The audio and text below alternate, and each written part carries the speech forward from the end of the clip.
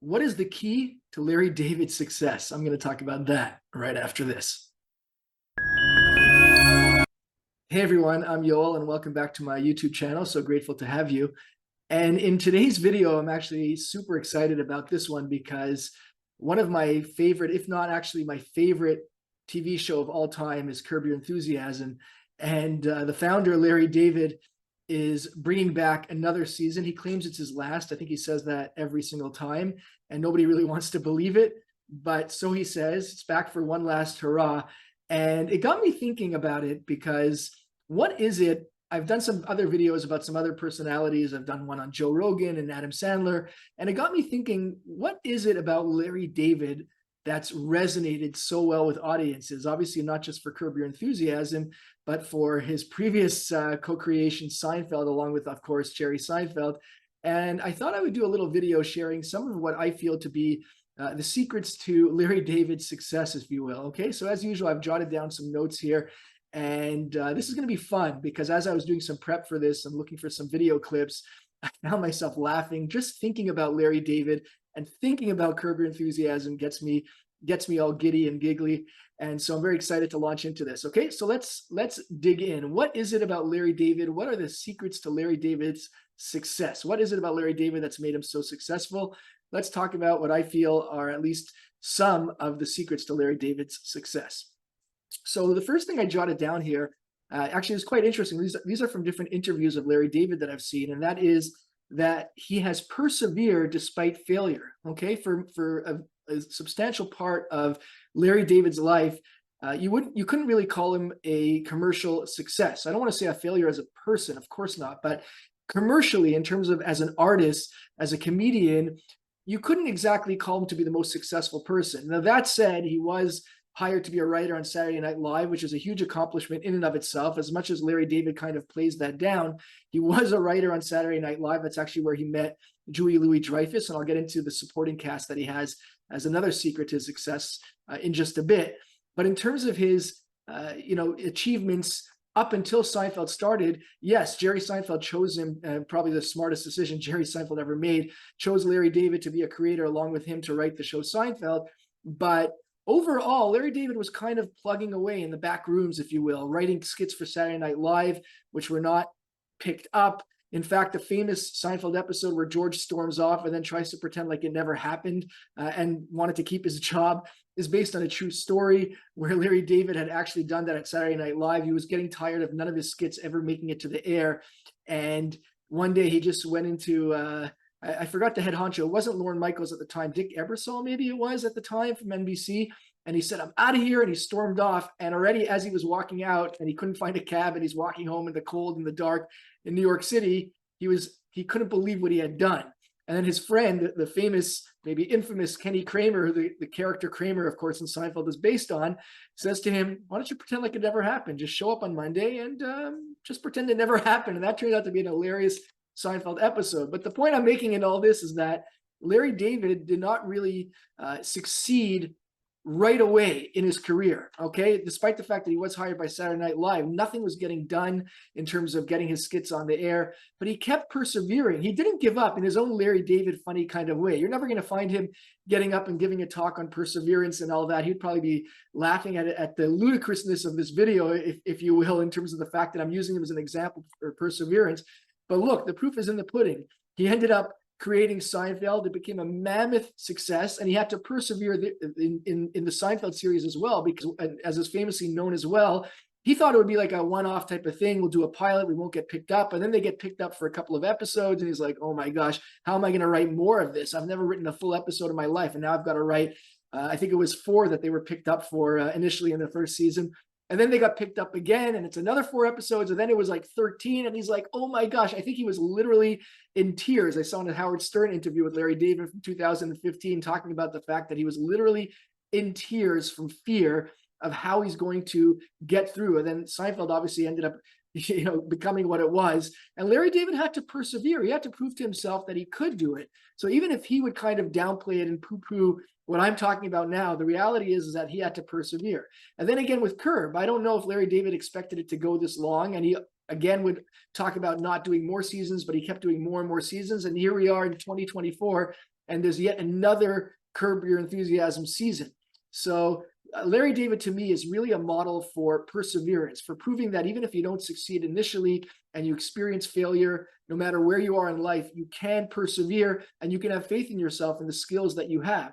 So he always had that talent and those skills. And obviously somebody like Jerry Seinfeld helped kind of uncover that. I think Saturday Night Live did a service as well. They did recognize genius in him. They wouldn't have hired just anybody, even if his skits never made it to the air.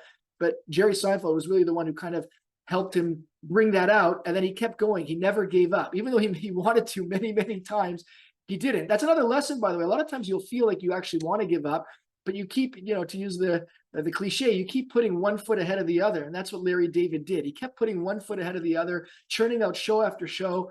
And look where it's gotten him to be one of the most successful comedians and writers and creators of TV sitcoms of all time. So that's the first thing I would say is that Larry David stands for perseverance, not giving up in the face of failure.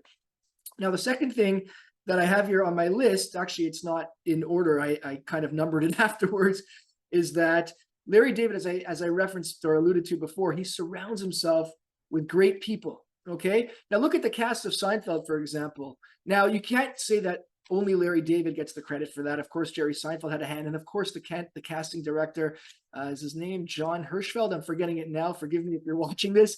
But John, if that is your name and you're watching this, because you did a masterful job in the casting. But I know that Larry David, from the interviews I've watched, had a hand in that as well. I think he was the one who suggested Julia Louis-Dreyfus. And when George, when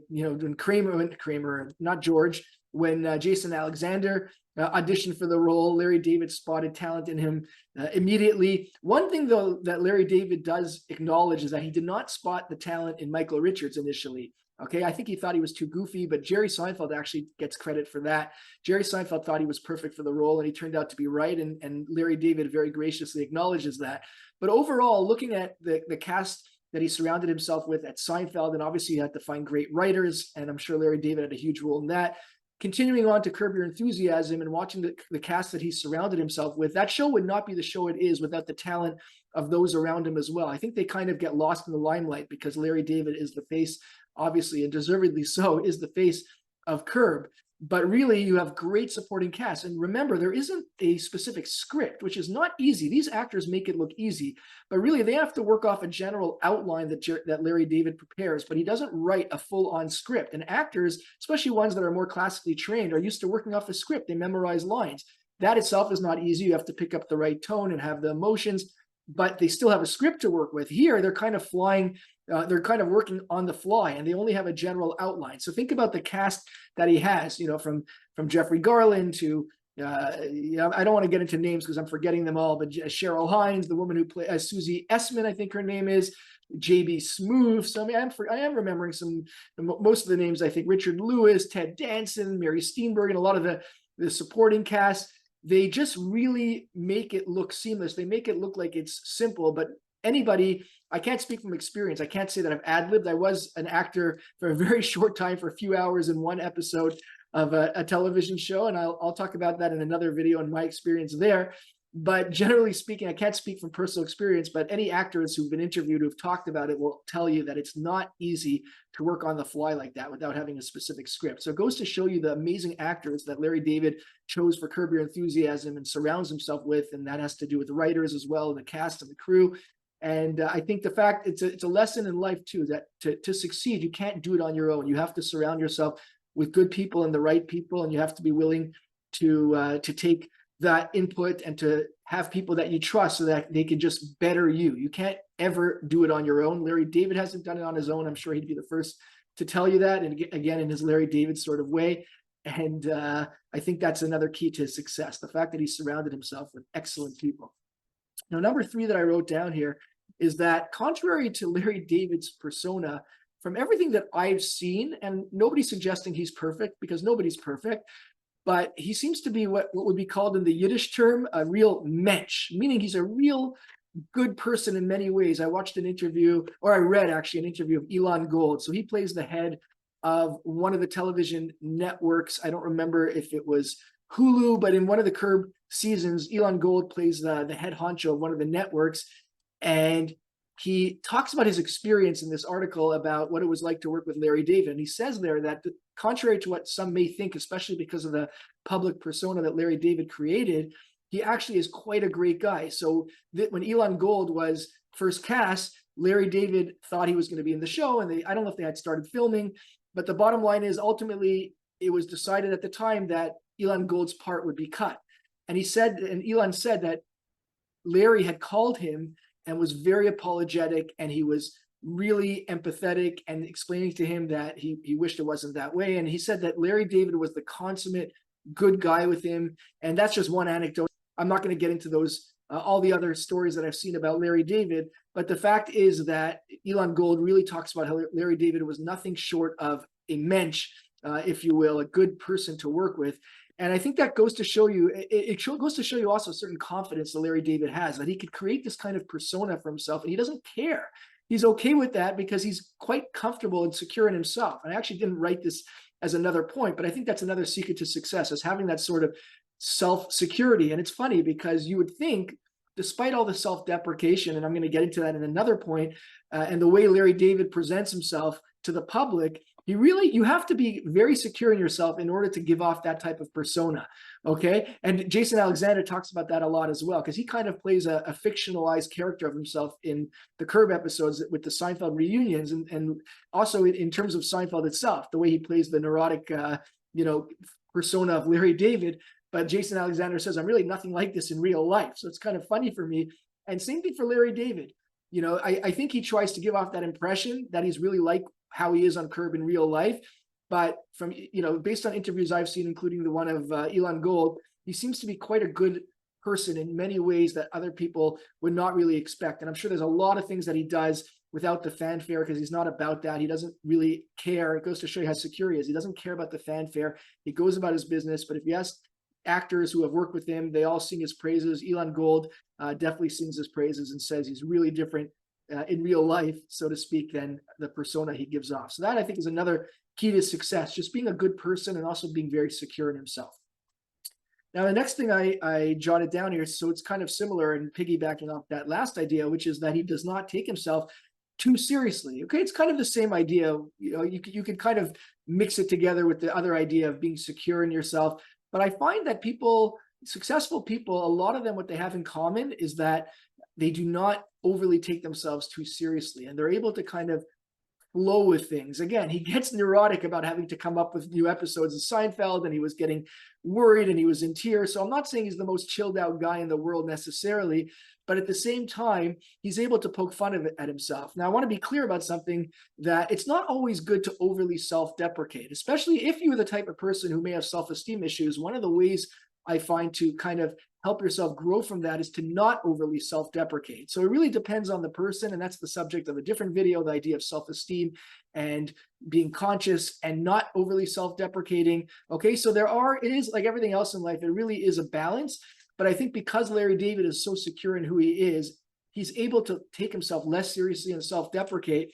And I think that's one of the keys to his success. Okay, ties into the previous point about being secure in himself, but also this idea of not taking yourself too seriously. And finally, what I would say is probably the most on point of these points of what the secrets to Larry David's success and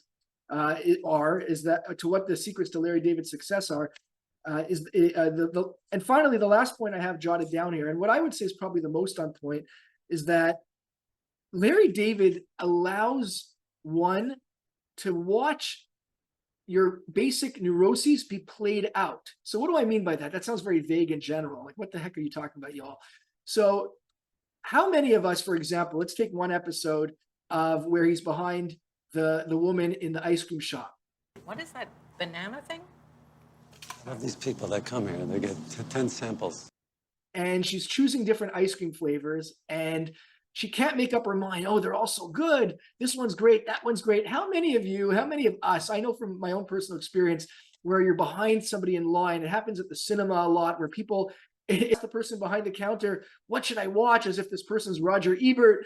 And it's like, oh my gosh. And the way to handle these things is obviously to be conscious and to be patient and to breathe. And I've got a whole bunch of videos about consciousness and breathing and all that sort of thing. That's more of a, deeper topic, but this is more lighthearted. Think about what a lot of us are actually thinking at the time, because we're not denying the fact that we feel a certain way. We have certain emotions. Many of us, I don't want to speak for all of you, but many of us have been there where we're behind the line of that type of person at whether it's an ice cream shop or coffee shop, and they can't make up their mind. It's like, oh my gosh. And Larry David allows it to play out on the screen so we can watch what would happen if we would actually act on these impulses, because he starts getting into a fight with this woman. Of course, she ends up being in charge of the school enrollment. He's trying to get somebody into school, and it becomes a whole big problem, and in typical Curb Your Enthusiasm fashion. Okay, and it's obviously enormously comical and hilarious, but one of the beauties is that it's playing out scenarios that we ourselves, some would say, would wish we can do. I don't know if I would say it's something that I wish I could do. I don't wish I could pick a fight with everybody who takes a long time in the line ahead of me, but I think it's the idea of what would happen what if it actually happened. Okay, and there's some other examples just because I want to throw them in there, and they're just so funny. One of my favorites, Curb Your Enthusiasm episodes, for example, is when he's meeting the veteran of the U.S. Army, and they're all meeting him, and everybody's saying, thank you for your service. And then the guy gets to Larry David and he goes, hey, nice to meet you. And the guy just looks at him and he's all offended, and everybody's getting upset. Why didn't you say thank you for your service? I appreciate it. Thank you for your service. Thank you. Yeah, grateful nation. And this is our friend Larry. Hey, nice to meet you.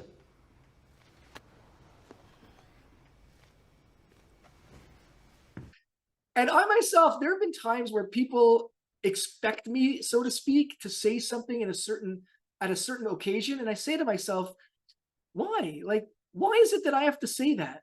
And I don't want to say it just because they expect it. Now, of course, a lot of the times I'll let go of that feeling and I'll do it. Not that you should always be a people pleaser. You have to be for yourself as well. So again, it's a different discussion whether you should always do it, when you should do it. But oftentimes, social etiquette, the right thing to do in terms of social etiquette is just let go of your kind of personal feelings about the matter and just do something if it will keep the peace, okay? So in this episode, Larry David, rather than just doing something that will keep the peace, he doesn't say what everybody else says, thank you for your service. He says, hey, nice to meet you. And it gets into a whole, again, another Curb Your Enthusiasm classic. Okay, so that's another example. And one more I've got to throw in, and this is probably my favorite episode, at least my favorite scene of the Curb Your Enthusiasm episodes. And this is the famous one where Ted Danson donates anonymously. I know who it is. It's Ted. Ted is anonymous. What are you kidding? So they're both donating to a certain building, and Larry David has his name on the wing.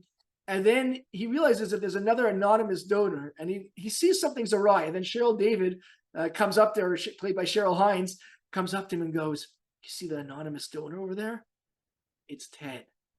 And the camera zooms in on Larry David's face, and he just can't believe it. Like, I want to be anonymous. Why does he get to be anonymous? And he gets to be anonymous, but he still gets the credit because everybody knows it's him. I mean, it's gold. And it happened to me in real life. This was a few years ago. I was at an event, and somebody got up and made an announcement, and he was going on and on. And I can see that clearly he and a lot of other people knew who the person who was donating to this event anonymously was.